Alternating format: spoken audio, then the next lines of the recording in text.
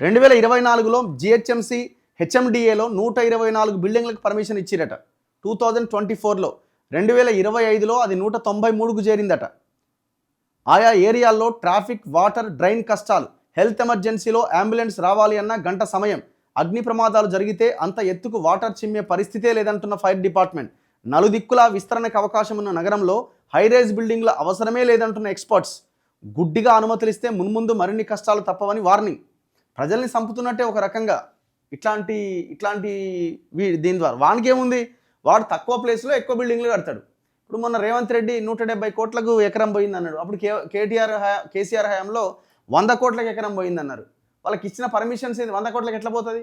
ఇప్పుడు 170 కోట్లకు పోయిందని పక్కనే ఉన్న ల్యాండ్ అమ్ముదాం, పోతుందా? 170 కోట్లకు పోదు. ఎందుకు పోదు? ఆ వేలం వేసినటువంటి ల్యాండ్లో అపరిమితమైన టవర్లు, అపరిమితమైన ఫ్లోర్లు కట్టుకోవడానికి ప్రభుత్వం అవకాశం కల్పించింది. మీరు ఎన్ని ఫ్లోర్లైనా వేసుకోండి, ఎంత కొంటారో చెప్పుర్రి.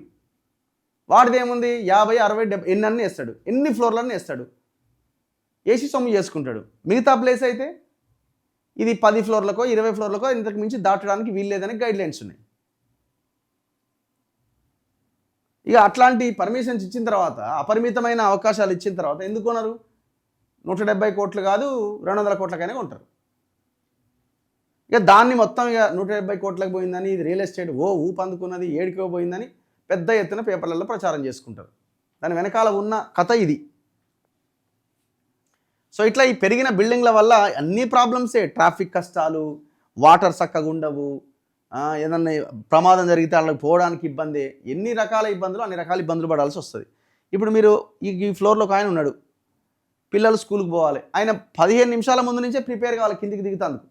ఇక ఆయన కిందికి దిగి ఆ పోరగాళ్ళని పట్టుకొని ఆ బడికి గేట్ దాటేసరికి 15 నిమిషాలు అవుతుంది. కార్ పార్కింగ్ నుంచి దిగి ఇక పొరపాటున ఇందులో ఎవరన్నా గెస్టులు పోవాలనుకోండి, ఇక ఆ గెస్ట్లకు విజిటర్స్ పార్కింగ్ అని ఒక దగ్గర పెడతారు.